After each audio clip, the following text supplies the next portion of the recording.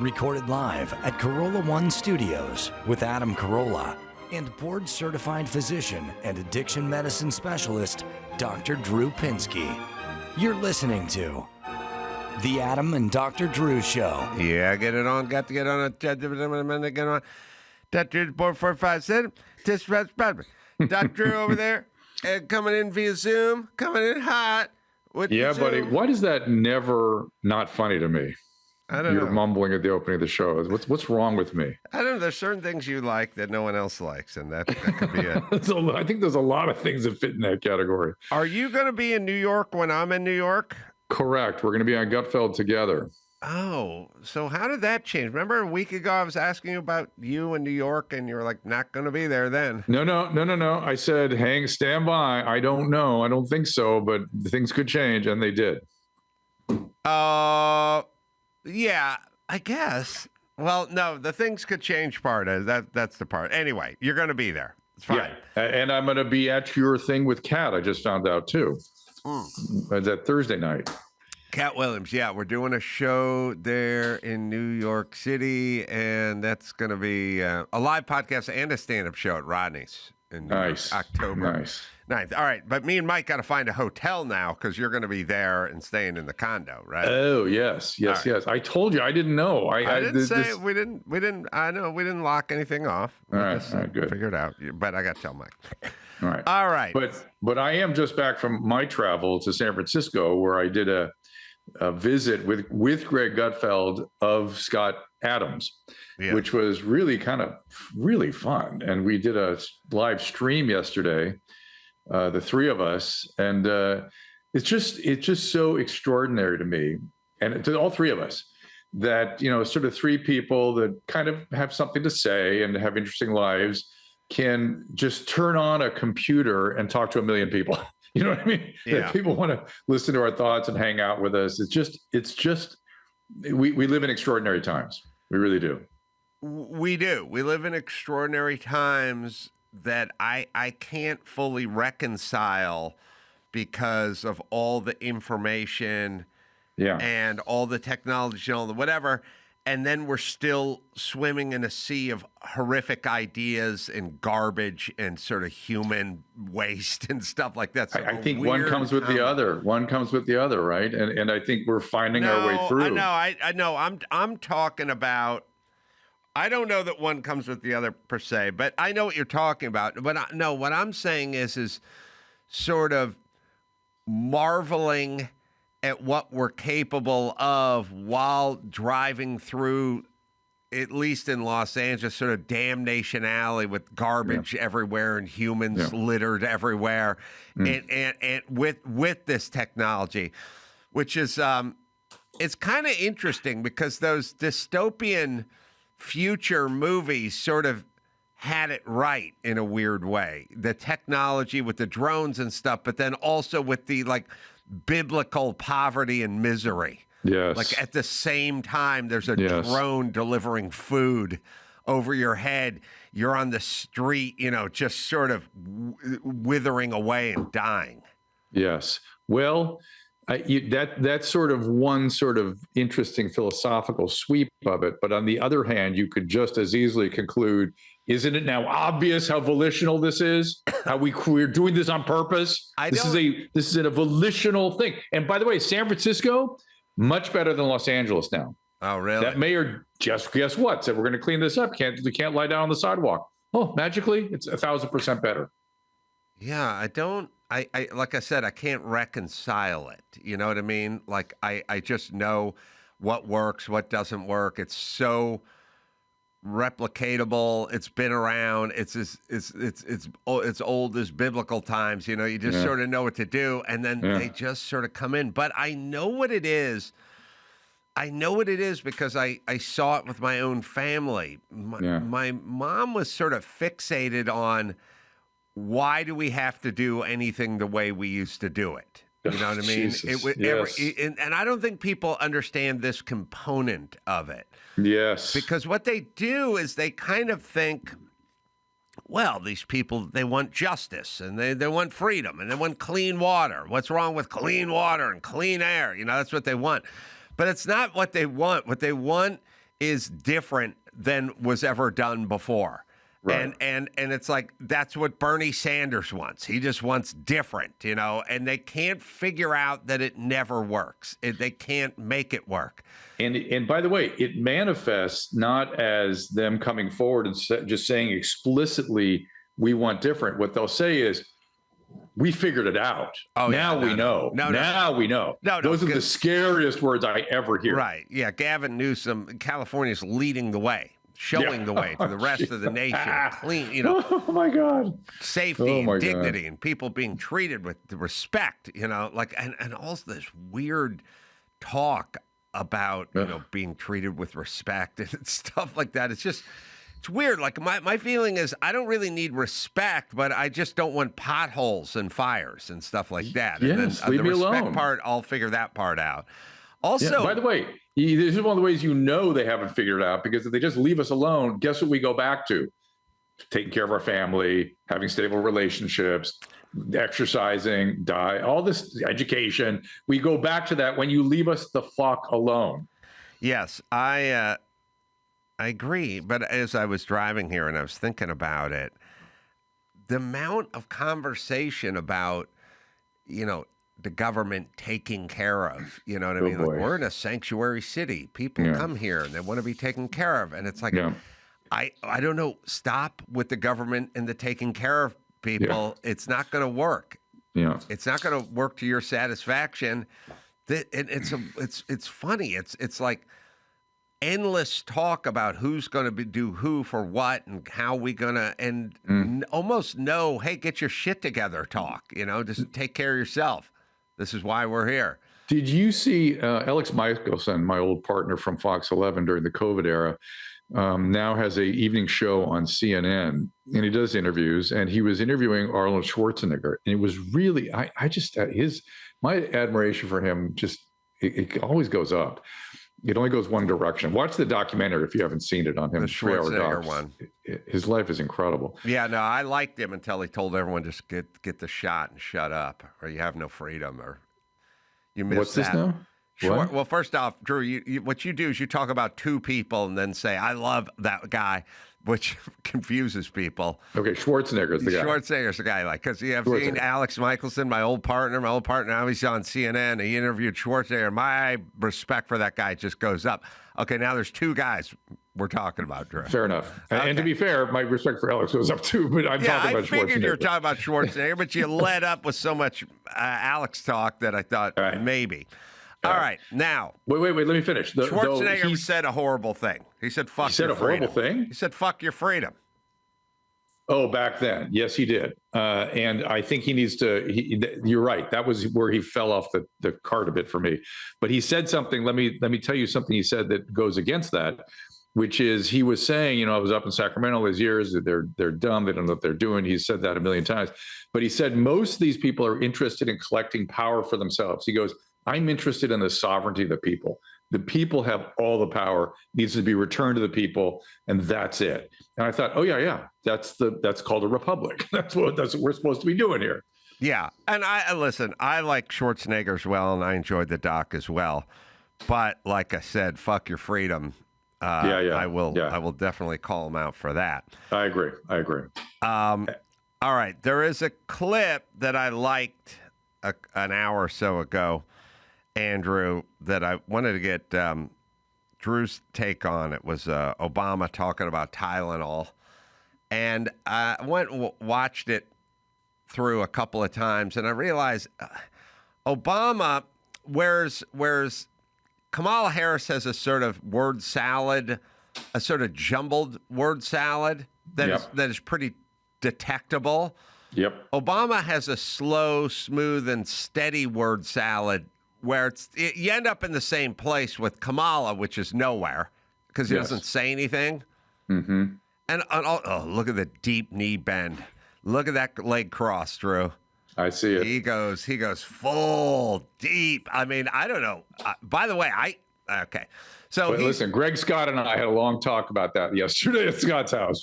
How we cross our legs. Wait, sorry, Gutfeld and Scott, Greg and Scott. Okay. Yes. Yeah. Gutfeld, Scott Adams. Yeah. All right. I'll just say now again. He's not. I don't know. He's not saying anything inflammatory. He's just not really saying anything.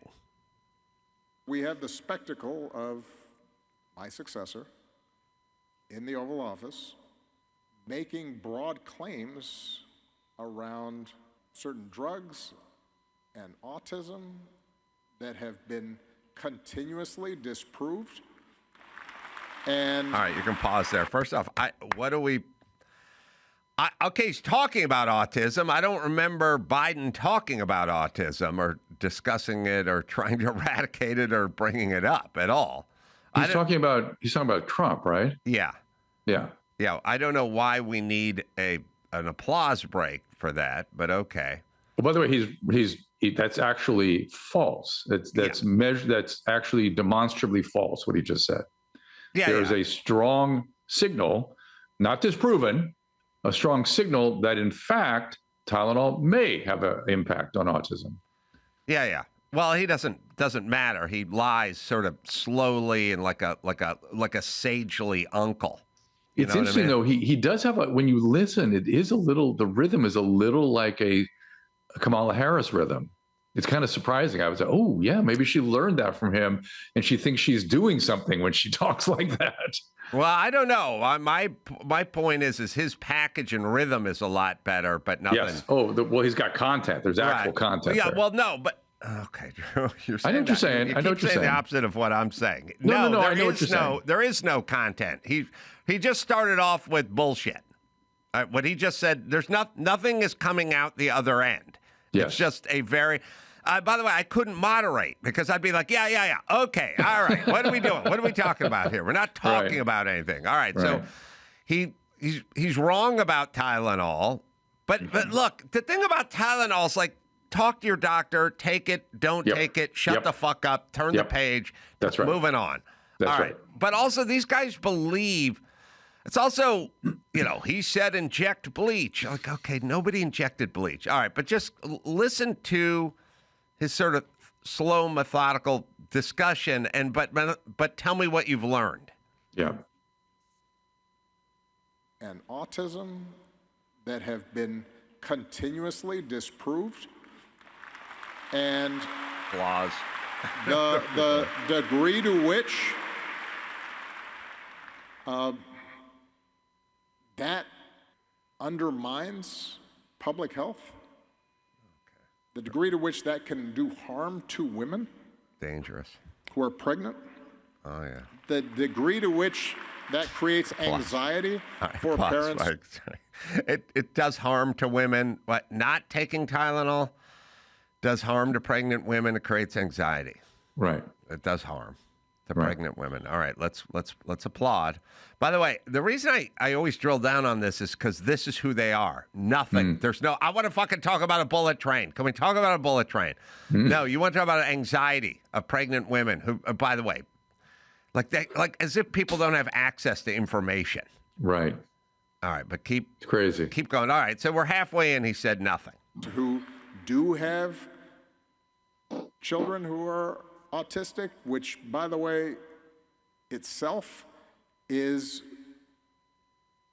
subject to a spectrum, and a lot of what is being trumpeted as these massive increases actually have to do with a broadening of the criteria across that spectrum. That so I agree people with. can actually get services and help, not to, it's all of that is violence against the truth. He doesn't know what the fuck he's talking about, Drew. Wow. He really doesn't. He just doesn't know what he's talking about. Right. And everyone hangs. They hang on his words like they're so sagely. He just said nothing. Yeah. He just said Except nothing. for a few untruths, a couple untruths, and then nothing. Yes. Yes. So why? So I just wrote the horse-paced crowd is added again. Because somehow, I don't know what he thinks he knows. It took a long time for him to say nothing. And with 2 applause breaks in there, by the way. Yeah. Jesus, goddamn Christ. I've noticed there are people out there who have rhetorical skills and they're what the Greeks used to call the sophists, in that they can be persuasive with no content. They can say nothing. They actually not know what they're talking about, and yet sound like they know what they're talking about, or appeal to emotion in such a way that it's persuasive, even though no argument is made.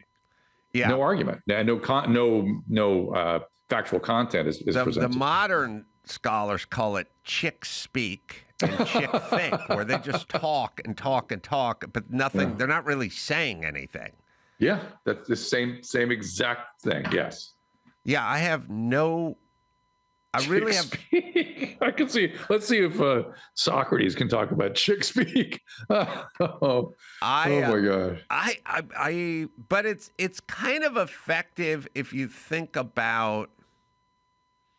I mean, you have to kind of look at the world we're kind of getting into now, which is getting into. Well, sorry, into and that, and especially with women now, which is. I don't know that they listen for the actual words. It's more feelings and, I think your wife experiences you like your dog experiences you. Like, uh-oh, he's upset. Or, oh, he seems to be in a good mood. But they don't really, if you said, Rex, we're going to go for a walk, and then we're going to walk. We're going to stop by the bakery. All he knows is like, oh, he's in a good mood. Like, okay, we're going for a walk. We're going for a walk. We're going. Right. Yeah, but you can't explain it to him. He just kind of gets the vibe off it. And I've sort of noticed women especially, but a lot of people, they're just kind of, or like a kid. Let's be less insulting. Let's just say a 3-year-old. Like they feel your vibe more than the actual words. Yes. Because I talk to people and I'll say stuff, and then as soon as I'm done, they go, all right, what'd you say? What you want to do? Like, they can't do it. Like, it's a weird... I will say to someone carrying a box, bring it to the back, but don't set it on the floor. Set it on the desk. And then you come back and it's on the floor. And you go, oh, they lost it between... They didn't lose sight of it in 2 days. They did it in 2 minutes. They screwed it up. Like, lots... by the way, I do not see that with my older friends. They're very sort of dialed in. They hear you. They hear exactly what you said. They listen. They can. It's like I'm having trouble telling jokes to younger people because they're like they don't a joke. You have to hear. You have to hear it.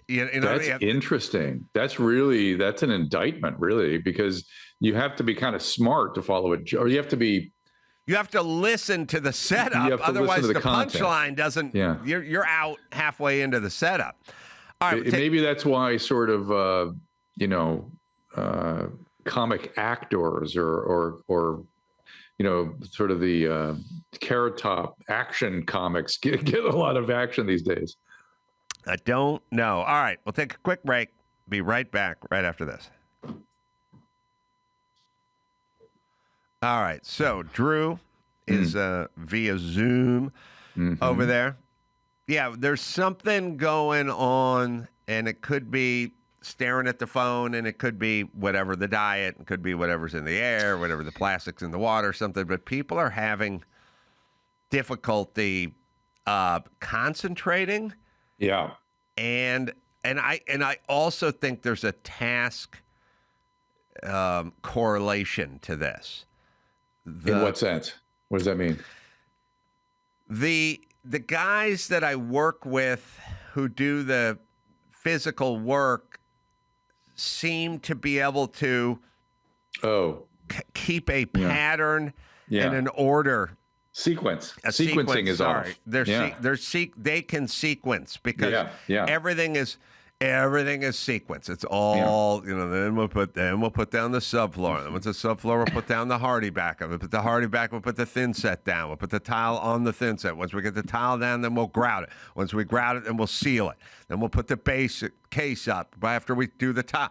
It's sequence. It's one long order. Order. Something occurs to me. I don't know if this is a good thought or just incidental, but something about that sequencing also requires not sort of thinking through what you want in a sense, and that, hey, if you want the heated floor, you got to decide now, because once the sequence moves forward, that's the end of the heated floor. And somehow that kind of has meaning too, right? Oh, 100%. I just had a discussion about a shower, and, well, don't you want to steam in the shower? I go, well, you don't get to just put steam in there. Like, we didn't accommodate for steam. And then it's like, you want steam, right? I'm like, I do, but is that runoff 240? What's that runoff of? I mean, it needs a water supply. It needs a power supply. It needs an access door so it can be worked on. We didn't plan on any of that. And then the discussion is like, well, just do it, just like sort of put it in. Wait a minute. Just shut up, Matt Damon. Right. That's really what we're getting to here, right? But everything is sequential. And so I'm constantly trying to stay out. But just do it is so interesting, right? Because that's what people have a magical way of thinking now, right? Just do it. Just shut up, or just do, whatever. I have to have conversations with women quite a bit where I just go, look, you can't just, no, that's not going to work. They go, well, just go, open the phone book, get a guy, bring him out, have him fix it. And I go, no, not going to work. Well, that's also the death of expertise, right? That's the other thing there. Well, I do spend time telling people, you don't know what I know, but just trust me that I know, and this is not gonna work. And that happens a lot. But I do think a lot of the nutty detachment, like when you're out front of an ICE facility in Portland and you're screaming at the ICE people, you should be arrested for what? It's like, okay, this is a total waste of time. Nobody's going to arrest them. They can't be arrested. They are the enforcement side of the law. No, they're not doing it. And by the way, you're yelling at a 23-year-old guy who is from Sacramento and is now working ICE in Portland. He has no power. He has no jurisdiction. He can't call off anything. He's a low-level foot soldier. You're screaming at him to go home. He can't go home. He has no policy. You know what I mean? Like, what are you? And that's just sort of yelling, put the steam in. You know what I mean? Like yes. Anyone who builds, who understands sequence and systems and stuff would never yell. The guys you're yelling at make zero policy and only carry out the policy of the guy who's in the building, or maybe in Washington, ultimately not even anywhere near this place. Yeah. And you're screaming in the face of some 23-year-old. Yeah. And so but here's what I'm saying.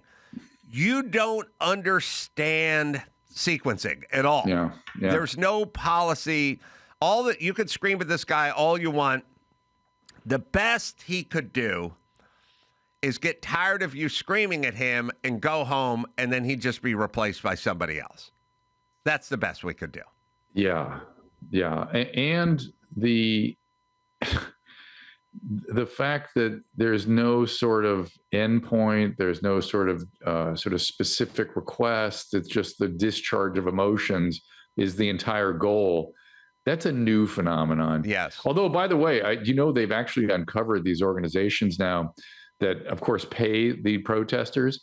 And it turns out, if you heard this, there are protesters' unions now. Oh, really? They, of course, unionized. Oh, they gotta. Yeah, right? That makes sense? Yeah. And so they unionize, and they have certain rates. And so, wow, it's gotten so crazy. And how people can think of these things as spontaneous or meaningful or asking for something specific other than agitation. It's just, we have to just stop it, everybody. Yeah. Well, it's always interesting too, because, CNN should blow the lid off of this and do a hard-hitting news story on it, but they never will about the professional agitators. Yep. Which is interesting. And also, as I was talking about on ACS, I talked about it with you a little off the air, but, the concept of the Capitol Police, the January 6 people, you know, they got a lot of mileage out of the long-lasting and deep psychological scarring of the Capitol Police from the riot, right? And I was, trying to break it down. First off, I hate that. It's like bullshit. If you sign up to be a cop, you sign up to be a cop. Sometimes you got to fucking battle with people. Don't give me the deep, psychological scarring I or had whatever. the same reaction when during COVID we were hearing from nurses in the ICU, like people are dying. I thought something is wrong here because nurses that work in the ICU, 85% of their patients die. That's just the way it always is. Yes, I know. And what are you talking about? And it turned out these were floating nurses that weren't ICU nurses that were sort of traveling and weren't really designed emotionally for that kind of work. Yeah. So look, the thing about the Capitol Police on that day, a percentage of them were just leading tours through the rotunda, and then another percentage were out doing battle with agitators, unarmed agitators with American flags and Trump hats. But during the day, and I would imagine about the most trauma you could get into was about 3 or 4 hours of actual trauma agitation. And that's if you're at the tip of the spear. Many were inside and whatever. All right. One time, no shots fired, nothing. Okay. Now you're an ICE agent and you have to stand out there day after day and week after week, and they're chucking bricks at your car and they're shooting in your facility and they're screaming in your face, you're a baby killer and whatever. How come the people, aka the Democrats, do not worry about the long-term mental and emotional implications of the poor ICE guys who have to stand out there and endure this? And by the way, I would ask anybody, would you rather your son have a bad afternoon at the Capitol or have a daily job where he was screamed at, shot at, and bricks were thrown at his vehicles? Yeah, I agree. And by the way, encouraged by the mayor, encouraged by the governor. You got Newsom cheering it on. But remember, Newsom was disgusted by the way we treated the Capitol Police and how they had psychological injuries that would carry on for the rest of their life. And then if any of them killed themselves a year later, that still was attributed to the January 6th crowd. Yeah. So which is it, bitches? Or are you just lying? And the reality is you don't care about either one, which is what it is. They don't care about January 6th, and they don't care about ICE either. They don't care about either one, but they pretend to care very deeply about the January 6th guards. But what's the difference? They're just young men who are in service of this nation, and they didn't ask for whatever this was. Yeah. But Jesus Violence Christ. from the public, yeah. Violence from the public, but much more violence in the ICE department and a prolonged violence. And I mean, just being screamed at over and over and over, and hours doxed on and threatened, end. your family threatened. And I'm even willing to concede, let's say, okay, the mayor, the governor is pushing that along. Yeah, but the president of the United States pushed on January 6th. Okay, fine. It's a push. Let's talk about what these young men are experiencing. It's a lot different on the ICE side.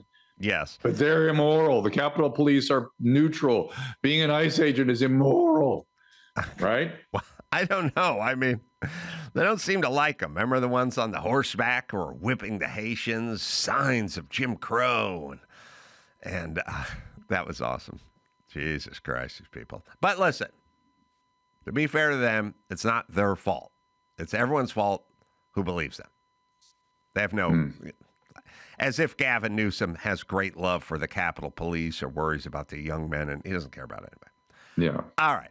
So you can go to AdamCarolla.com. I'm going to be at Kimmel's Club in Vegas Thursday, Friday, Saturday, doing 2 shows each night there coming up this weekend. And then we'll be with Drew at Rodney's in New York City. Go to AdamCarolla.com for all the live dates. What do you got, Drew? Go to DrDrew.com. Ask Dr. Drew Tuesday, Wednesday, Thursday. We're a little early this week. Some of the days are like 12:30. Just check the listings for it. Look for us on X. We put out a blast, and I will see you there. So, till next time, Adam Carolla, Dr. Drew saying mahalo.